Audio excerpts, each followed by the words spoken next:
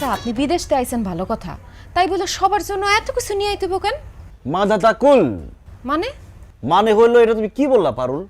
আমি সৌদি থেকে এত বছর পরে আসছি, সৌদিতে 2000 টাকা কামাইছি, আমি আমার মা বাবা বোনের জন্য আনবো না?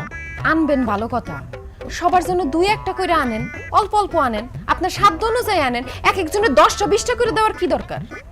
তার উপর দেশে আসার পরে সবাইরে নতুন জামা কাপড় কিনা দিছে, এত খরচ আপনার করার কি দরকার?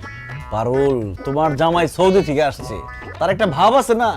আর টাকা পয়সা যদি দুই হাতে না উড়াই, মানুষজন আমার দাম দিব? বিদেশ থেকে আইছে, একটা ব্যাপার আছে না? আর টাকা পয়সা তো কামাইছি খরচ করার লিগেই, বুঝছি। তুমি ভাবছো খালি আব্বা আম্মা বোনের জন্য আনছি, তোমার জন্য কিছু আনি নাই। তোমার জন্য আনছি সবচাইতে বেশি, 1 ডজন সাবান, 10টা শ্যাম্পু, 10টা লোশন, তোমার কানের স্বর্ণের দুল, গলার স্বর্ণের চেইন, বডি স্প্রে চেইন, এই লাক্সের মধ্যে যা যা